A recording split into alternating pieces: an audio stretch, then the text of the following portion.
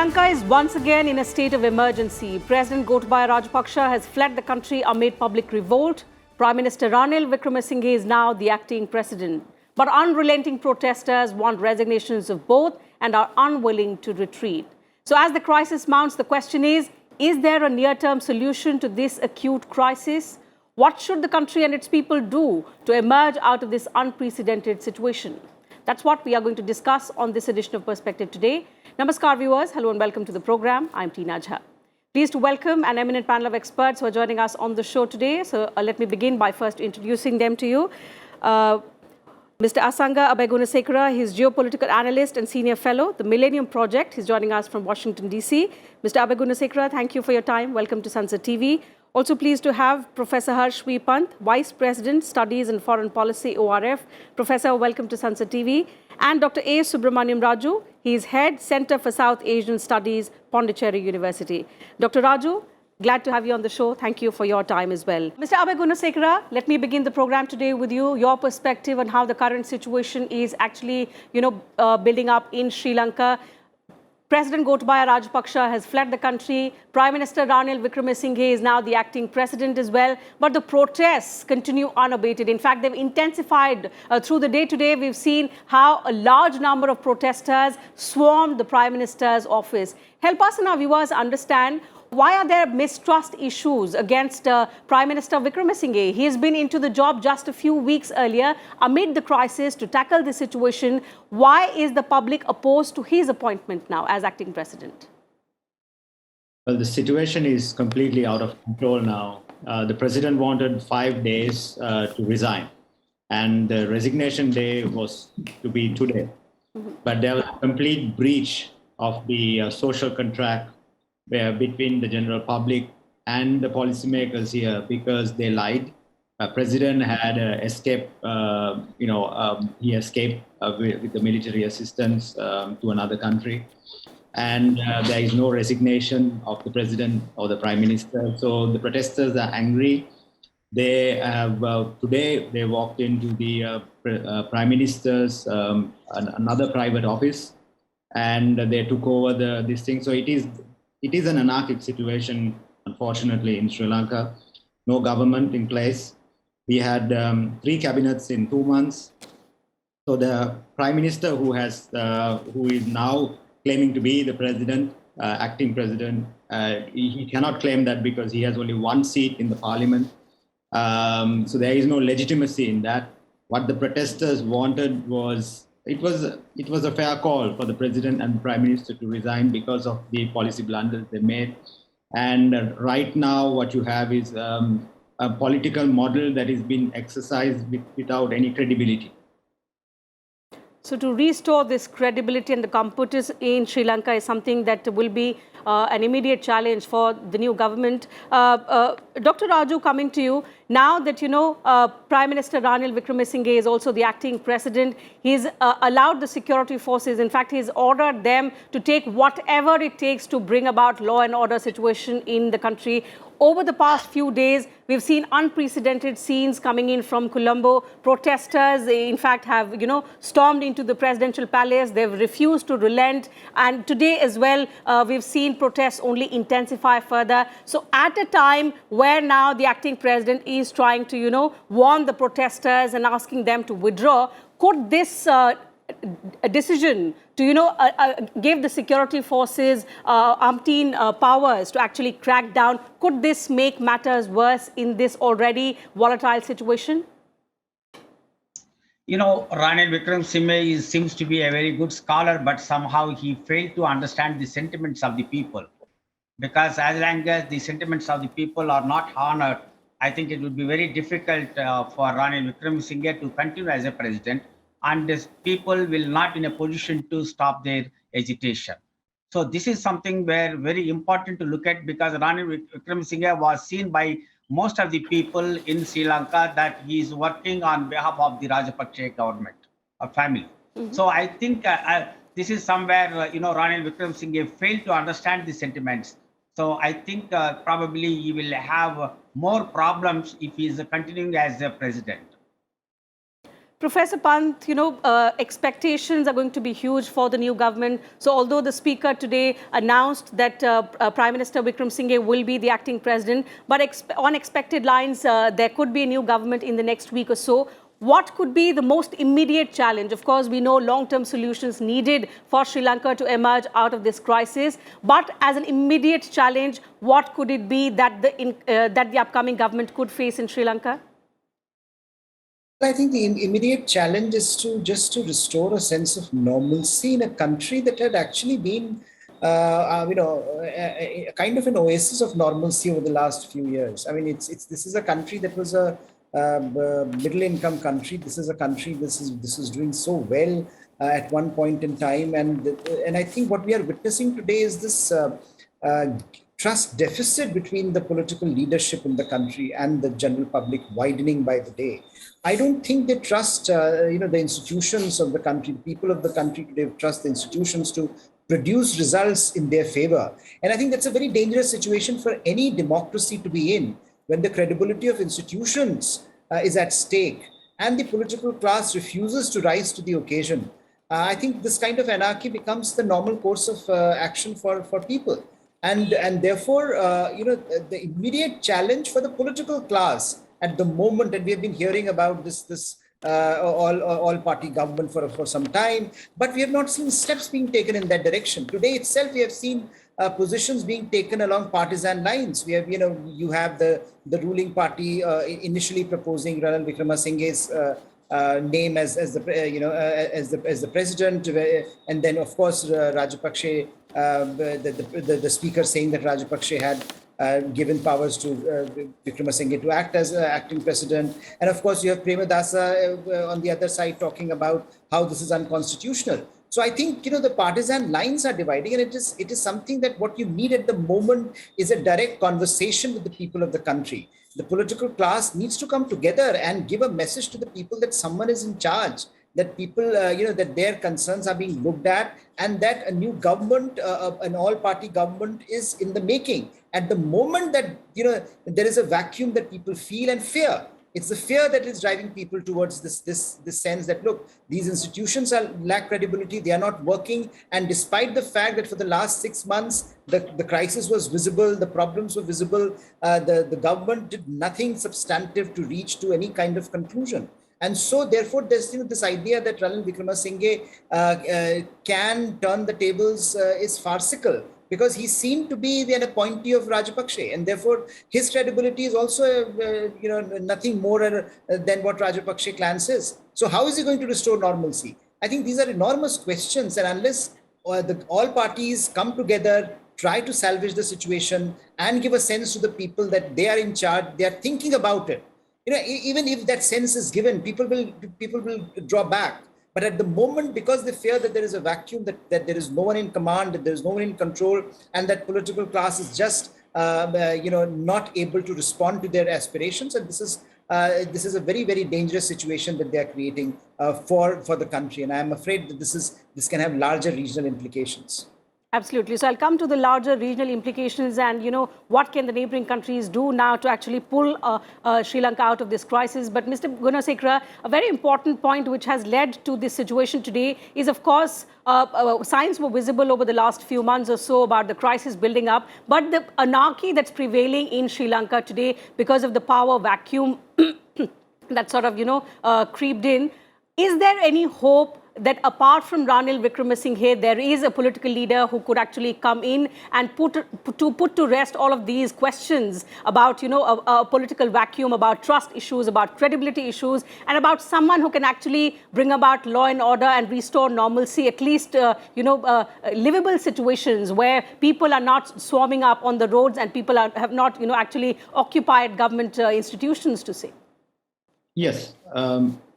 Well, what Professor Pant mentioned was the trust deficit widening. So you can see that is widening day by day because of the lies, saying that we would resign on this particular day. They didn't resign. So now what you have is complete chaos right now, because the military, now you have the state of emergency declared, then the military is deployed to crack down.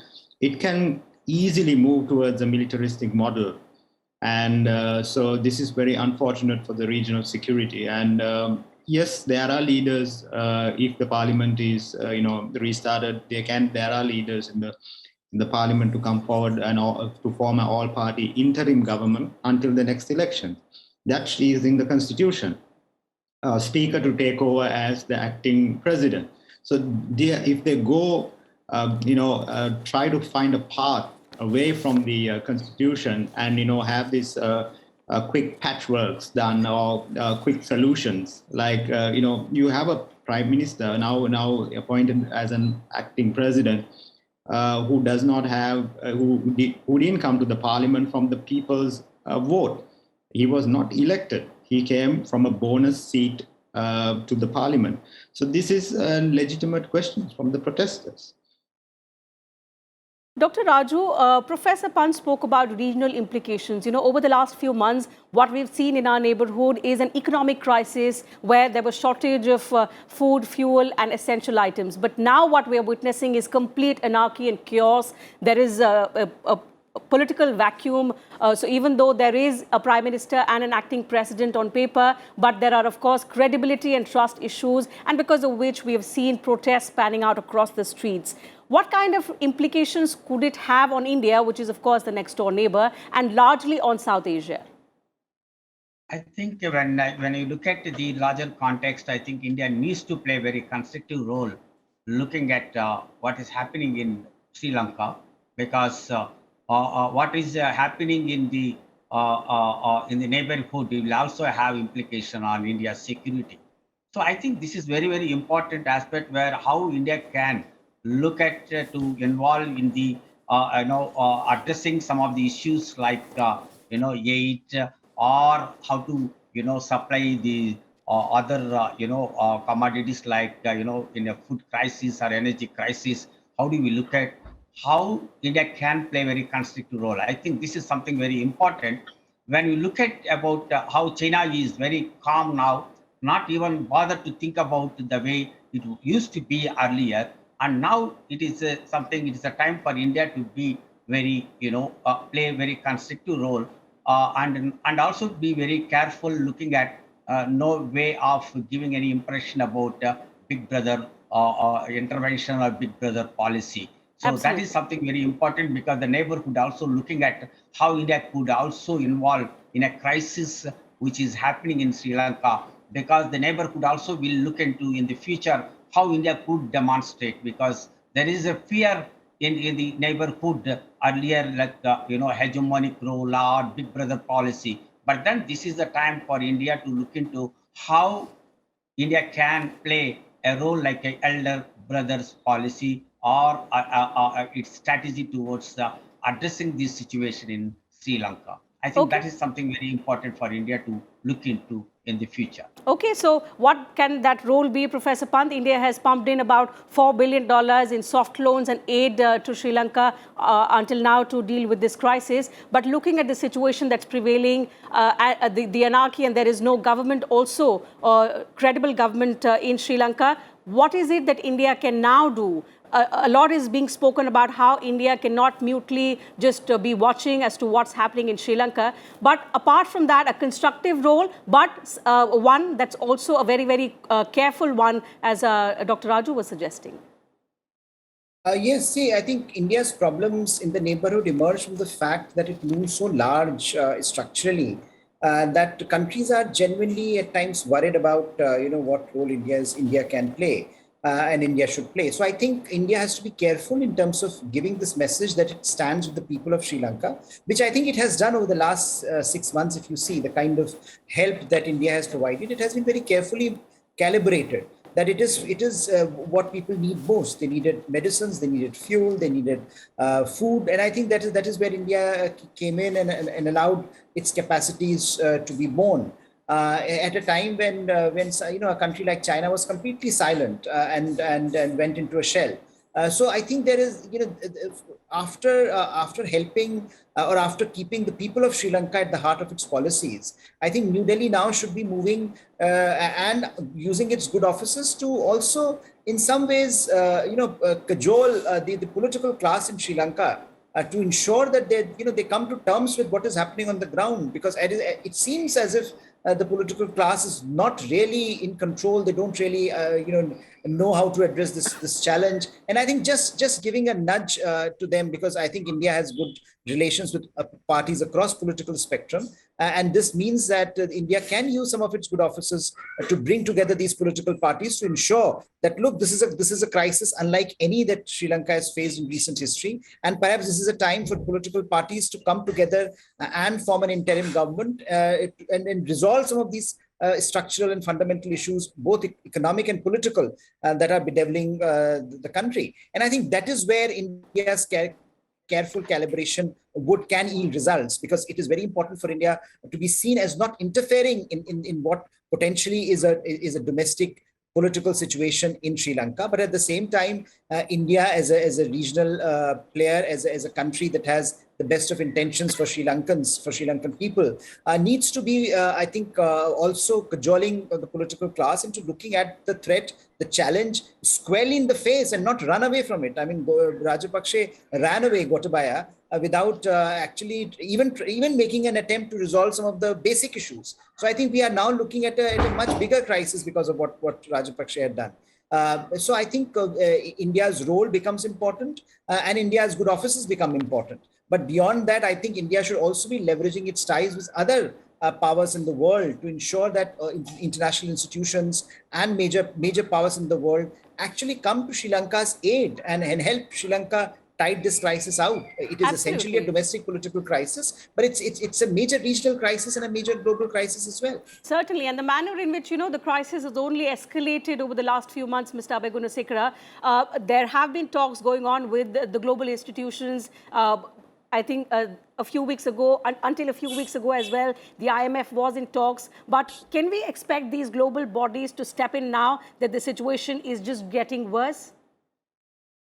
Well, the global bodies want some sort of stability and some credibility of the institution. The political institution should function. IMF, we have not even reached half-level agreement yet. The debt restructuring program has to be given by next month. So all these things have to happen, but you need a functioning government in place. So I think it's really important to have the political stability right now, because an unstable Sri Lanka will have direct impact to India's security, as well as, because what happened, I mean, Sri Lanka was a lucrative ground for terrorist activities. In 2019, we had the Easter Sunday bombing, killing 250 people. So it's a fragile state right now. The danger has to be understood, because, the Sri Lankan, what you have right now is an anarchic situation. Without the Indian assistance, like 3.5 billion that was given from India, we would have been in a serious trouble. But, we had 16 deaths in the fuel queues, multiple issues that's coming up. So the international institutions coming forward to assist. Japan has mentioned about, if you fund like this, and is there a guarantee for the funds to be distributed without a government? There is questions, because what you have is a complete dysfunctionality in the political system, and international donors are having a question, because how do we fund a country without a functioning government? Absolutely. And to top it all is the mistrust, the rising mistrust among public. Dr. Raju, does a change in government, which seems likely in Sri Lanka over the next few weeks, assure some kind of credibility and competence that the international bodies are actually looking forward to provide some kind of help to Sri Lanka? I think as long as this too, people are not convinced, it is very difficult to look at the political stability. I think they have to go to the people. I think that is the fundamental where the most of the political leaders fail to understand the sentiments. I think they have to talk to the people, and as long as they don't talk to the people, they don't connect to the people, I think the situation is going to be much worse. One. Number two, this is not the fund from outside. It is better apart from funding from outside or IMF and other regional forums, but then we need to look at the stability within the country, and this is somewhere we have to look at how the equality in terms of they have to look for strengthening the legal foundations, and we look at about how they can reach and convince the people. I think that is the corner, the fundamental crisis in which they have to deal first. then whatever the funding coming from outside, still that doesn't matter to link up with the stability within the country. I think that is something they have to now talk to the people, even the agitators or the people who are the leaders. I think they have to now look for the country's development, the country's stability. I think now they have to talk to the people, and then they have to minimize this agitation. Unless the agitation is stopped, it is very difficult to look for how matter, you are going to get the fund from outside. That is not going to help to look for the stability within the state. Absolutely. Stability, Professor Pant, is very, very important. And going forth, that is the most important aspect on which Sri Lanka has to work. But beyond that, even a new government, even if it is stable, even if it, proves to be a little credible as opposed to the predecessors, but it is not going to have a magic wand and, get rid of the crisis. In the long term, the country has to prepare a plan to, overcome this economic crisis, this unprecedented crisis that it has been reeling under over the past few months. So for the long-term solutions, what do you reckon Colombo and the new political leadership in Sri Lanka actually should be looking towards in order to be moved in the right direction? I think, Teena, we are unfortunately we will have to we have to weigh in the kind of costs that will be borne by various sections.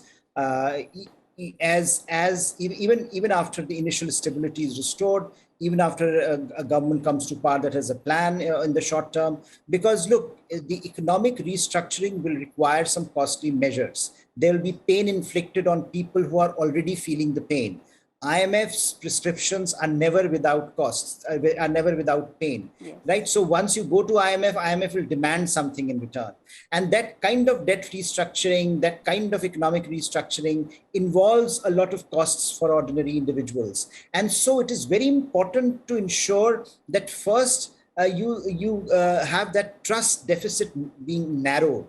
Unless that happens, people will continue to feel cheated. People will continue to feel marginalized, and their aspirations, insofar as the institutional framework of Sri Lanka is concerned, those aspirations will continue to go down. Their expectations will continue to rise, and there'll be a mismatch. The political class will not be able to deliver. The people will feel cheated, and you will continue to be in this state of disequilibrium, where a country like Sri Lanka, again, one has to reiterate, it was doing so well economically, will have to face some very difficult times ahead. So I think what you need is really mature political leadership at this particular point in time that can have this conversation with people, that even as we try to restore some of the immediate challenges, immediate order, long-term challenge is one where all stakeholders will have to bear some costs, and those costs should be equally distributed among elites and among those who are already feeling cheated at this point. So unless that conversation happens, unless the political class becomes a bit more transparent and tries to regain its credibility, I'm afraid the long term looks very, very problematic and challenging at this point, because the point at which the political class seems to have completely given up and is not even making an effort to reach out to the people who are protesting on the streets. Absolutely. So there is this vacuum, and even if institutions step in, there will, like the IMF and the World Bank and other countries as well, there will be austerity measures, and pain will be inflicted upon those who are already in pain at the moment. Mr. Abeyagoonasekera, challenges are high, expectations are high, and given this palpable situation that Sri Lanka is in, the anger levels of the public are quite high. Even if these austerity measures are brought in, do you think it could make matters worse and could pose more and more challenges for Sri Lanka? Because a conversation at this time is the most important, and that is missing. Definitely, the conversation is missing. If what Professor Raju mentioned, if the conversation was there a week ago, they wouldn't have appointed a casino boss to the cabinet. See, the conversation, it was about its direct political favoritism that they exercised, and they appointed a person from outside, a casino boss, to the cabinet. Conversation is missing. They are not talking to the protesters. They are not listening to the protesters' demands. What they want is a change of the political culture, which is, a broader as well as a structural change, what the protesters want. But at least what they want is, they want the 3 meals. They're having one meal. According to United Nations, about 22% are hungry. I think it's more than that. One of the reports I read yesterday said 60% now. They're having only one meal a day. This is the anger they have. They are frustrated, they are angry. They can't wait 4 days on the fuel line. So this needs to be addressed. So you need the political stability, but military here has to be very responsible in here, because what I see is a dimension, a military, because the helicopters flying, just above the protesters, they're trying to crack down. It would get worse, and I don't think you cannot crack down, because these protesters are the people of Sri Lanka coming from villages. There are children there, there are mothers there, and they've been pushed to the brink over the last several months. Correct. It is not. First they said it was a mob. If it was a mob, they found money in the president's house, and they gave the money. They counted the money. They gave it to the police. If it was a mob, they would take the money. So they would destroy. They would burn. There was a burning of the prime minister's residence, but there are a lot of questions about that particular incident. Absolutely. So here is a situation that it's a general public out there. I have interviewed many of them. There are lawyers there, there are doctors there. So you would have to listen to them, and you would have to make some sort of political model which is credible, legitimate. That is, all parties have spoken. I've seen the all party leaders speaking about, coming together. So let them do this interim government. Let them have this interim government. Anyway, the interim government is for a short period until the next elections.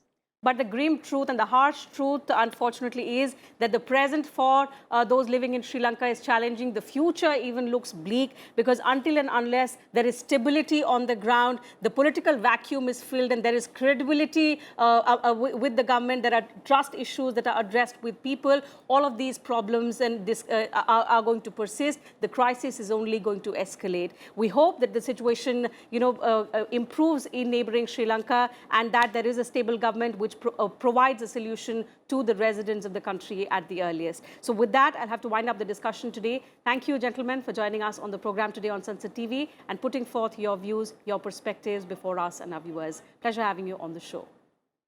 So that's it from us on this edition of Perspective. Thank you, viewers, to you as well for your time. See you again same time tomorrow now with a new topic and a different set of panelists. Until then, take care of yourselves and keep watching Sansad TV.